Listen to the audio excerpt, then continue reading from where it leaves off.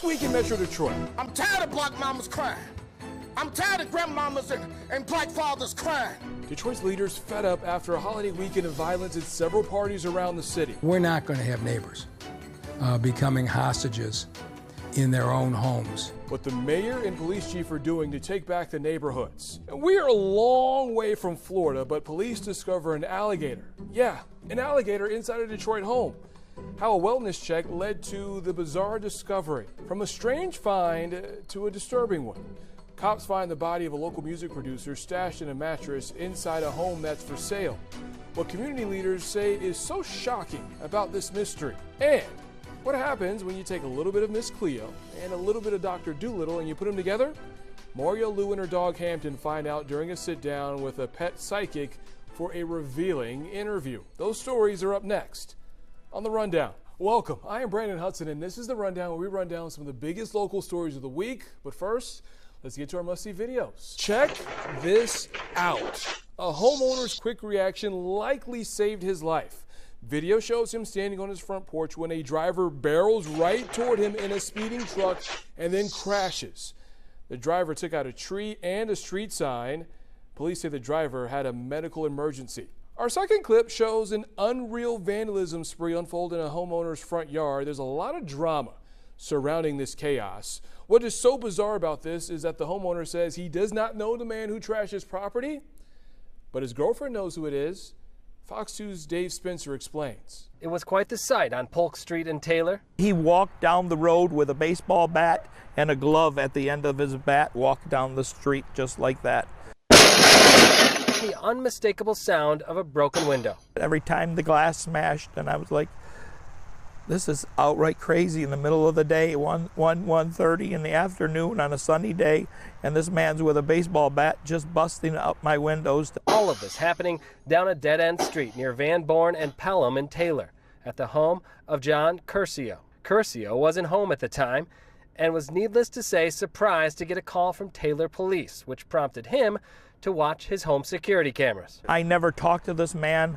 I don't know this man from Adam. He says he doesn't know this man, but that his girlfriend does. Yelled out her name twice, you know, when he kicked in the front door. Whitney! My girlfriend right away started screaming and crying. She recognized who it was that broke the windows and did all this vandalism. Nearly every window on the house smashed. A lawnmower tipped from a trailer. The American flag knocked to the ground. Why would you do this to my home? Why would you do this like this? And I still don't understand. It's a question we were hoping to get an answer to as well. The suspect, Douglas Harland, has been arraigned on one count of home invasion and one count of destruction of property. We attempted to get his side of the story. He told us he does have a lot to say on this matter, but because the case is currently pending, he can't go on the record just yet. He looks like he needs some help. I don't understand, and that's the question that I really need answers to, why you did this to me. The suspect, Douglas Harland, is expected to be back in court for a probable cause hearing on July 15th. In Taylor, Dave Spencer, On the Edge. And we have one more must-see video, and this is something that you do not see often. A boat stranded in the Detroit River from the 4th of July holiday weekend. The Coast Guard rescued 20 people from the once sinking 54-foot boat and left behind red Solo cups and a cooler. Investigators are looking into what caused the boat to start sinking, and we talk about these Coast Guard rescues often this time of year, but we want to give you some perspective. Out of the 7,600 national cases in the first 6 months of 2024, officers have rescued more than 2,400 people and saved $80 million worth of property. Here's something we've seen one too many times lately: a neighborhood block surrounded with yellow caution tape and littered with evidence markers. And this time it's after a mass shooting at what we've learned was an illegal block party. I want you to take a moment and listen to this. 21 people shot, including 15 young women. 2 were dead, a man and woman no older than 21. 19 wounded. The ages of the victims range from 17 to 27, and here is the issue here. This recent surge in violence threatens to undo all the work that the city and police have done to have the lowest crime rate in the city in nearly 60 years.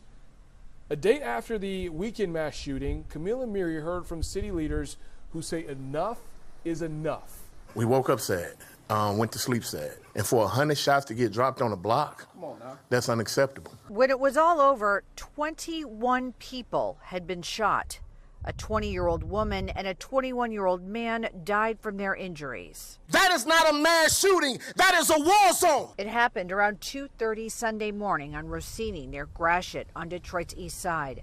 Police estimate there were more than 300 people partying in the street. It was reported that over 100 shell casings were found and over 9 weapons were recovered. One of those weapons had a Glock switch, and for those who don't know what that is, it essentially makes a handgun an automatic weapon. The men and women shot, all young, people in their teens and early 20s. Investigators say multiple people fired shots. I know a lot of you are here to hear the facts and circumstances, or the alleged facts and circumstances of what happened this past weekend. We're not going to talk about them. We're not going to answer those questions because the investigation continues. Community leaders calling for change. Until we address substance abuse, until we address fatherlessness, until we address functional illiteracy, until we address mental health issues, until we address poverty, we will be back here over and over and over again. We need every individual, every leader, every servant, every institution in this city to be involved in addressing this issue of violence in our community. So investigators just not saying very much about what led up to this or if they have anyone in custody. Meanwhile, it's really interesting because police were actually at another shooting, another block party shooting, when they actually got the call to come to this one. On Detroit's east side, Camila Mary, Fox 2 News. And this shooting had community leaders very emotional, including Teferi Brent from Dignity for Detroit. Why don't you listen to what he had to say? I'm tired of black mamas crying. I'm tired of grandmamas and black fathers crying. I'm tired of your little sister and your little brother being traumatized from seeing you murdered in front of them, only to then have them, because of unresolved trauma, turning around and become killers themselves, man. We can do better. Family, we gotta do better. Teferi bared his soul, and he gave us a glimpse of the frustration that the community leaders who are on the front lines are feeling. I spoke to Teferi after he gave his passionate speech at DPD headquarters. We're out here again. We're talking about a party being broken up by gunfire. I know that you are sick of this, but how are you feeling after hearing this last one? 19 people injured, 2 people killed. This is the third one, number one. I'm devastated. I'm outraged and my heart is broken. You know, you're looking at 21 young people under the age of 25, 95% of them 20 years or younger. It's reprehensible, but the biggest issue for me is why. You know, what are we doing for young folks, at college age young people, you know, that they feel as though entertainment is that, right? How are we engaging that community? How are we engaging that population? More importantly, 15 of the 21 were black girls. Yeah. When are we gonna protect black girls? When are we gonna protect black women? If you look at the videos online, you see the fight was initiated by girls fighting, rolling around on the ground, and guys videotaping it, as opposed to intervening and breaking it up and protecting our sisters. When are we gonna protect our sisters? It's reprehensible. The police cannot arrest us out of the situation. The prosecutors cannot prosecute us out of the situation. We cannot incarcerate ourselves out of the situation. When it gets to the law enforcement community, it's too late. What are we gonna do as a community? What are we gonna do as black men? God created black men to be protectors and not predators. This is our issue. We have a responsibility to defend our people and to protect the most vulnerable in our community, that being babies, elders, and women. When are we going to protect our girls? It's reprehensible. These are children. These children should be on their way to school. They should be in summer school. They should be in some sort of training. They should be swimming, right? They should be doing other things, right? Why is that an acceptable form of entertainment? Especially when the people who threw the party knew good and well these cats had guns.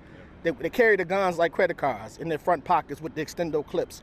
They knew what it was. How dare you, brothers and sisters, brothers especially, how dare you organize an event like that and not ensure that the participants were safe and protected? That's what we used to do when we threw block parties and house parties. We made sure we had the homies there, the OGs there, you know, our brothers there, to make sure they patted people down and make sure there was no guns brought to the party, to ensure that people were safe. None of these young people went to the party looking to come home or looking to go to the hospital shot, or to not come home because they've been murdered. So now we got 4 families impacted by these 2 lives that have been lost, right? And then we have another 40 or so families impacted by the other 19 that's been shot. This is sickening. This is not a mass shooting. This is a war zone. So, as someone who has boots on the ground and in the community, what can you do to make sure that these don't happen at these parties and make sure that these illegal parties don't attract any bad attention? Well, the brothers and sisters who are on the ground, like Force Detroit and Family and Friends, Brother Ray Winans, and New Era Detroit, and Negus Vu and the People's Action, right? Detroit 300 for years has been on the ground. They are doing things. I mean, you've had 3, you would have had 30. Had not they been on the ground engaging young people, helping to mitigate some of this stuff, helping to coach and train and restructure the thinking of the brothers and sisters who throw these parties, it would have been worse had we not had folks on the ground. So I don't get into, not just what we could have done better, but we also recognize the great work that's been done. So yeah, what we can do is, again, address the root causes, address why our young people don't know how to effectively navigate conflict. We need conflict resolution training in our schools, right? We need de-escalation training, anger management, critical thinking skills. We need these kinds of things in our school system. They need to be a curriculum in every single school throughout southeastern Michigan, especially the city of Detroit. I know our board president has been active. She's a peace leader. She's a peace organizer. She's been with me on the ground for decades. I know Sister Angelique is doing great work in that space. We need Dr. Vitti. We need to make sure we resource and support him and help him to get resources to provide that level of training to our kids. Our kids need to be able to go to restorative practice peace centers in our community. Every church should be teaching restorative practices. Every church should be teaching conflict resolution. Every recreation center. We need to provide our young people with the resources to effectively navigate conflict. And when we cover stories about gun violence like this, we have to talk about solutions. On Thursday, I spoke with DPD Police Chief James White and Deputy Chief Franklin Hayes about their illegal party crackdown prevention plan. A critical weekend for Detroit police as it works to make sure we don't see a repeat of last weekend's mass shooting during an illegal block party. We're going to unapologetically enforce the law, and we're going to ensure that everyone gets to enjoy a safe summer. DPD is rolling out its multi-part plan of action Thursday, which includes 80 police officers on patrol for illegal parties, a special car dedicated to patrolling neighborhoods for those gatherings, and making sure block parties get authorization from police and 75% of signatures from neighbors. We're going to hold these homeowners accountable. If you have an illegal block party and someone gets hurt, I think it's imperative that there's a responsibility for that. I know you want people to understand, you're not trying to break up grandma's party. You're not trying to break up the family reunion. These are illegal block parties where people are coming in from other parts of Michigan and other parts of the country. What we're talking about is parties that go into the wee hours of the morning, 200-300 people in the middle of the street, illegal weapons and drugs and drinking. Last weekend's shooting on Rossini, which killed 2 people and wounded 19 others, sent a wave of frustration and heartbreak over Detroit, which has its lowest crime rate in nearly 60 years.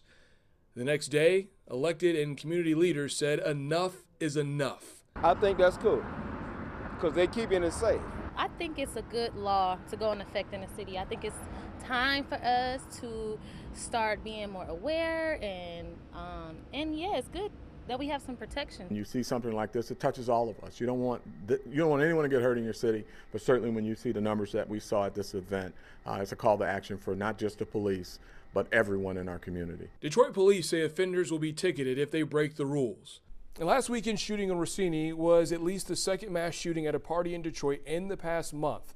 You may remember 5 people were shot on Father's Day weekend. Keone Trimble, an 18-year-old daughter and sister, did not survive the shooting. She was one of 4 women shot between the ages of 14 and 20. Our thoughts are with these families who have lost loved ones and with the survivors.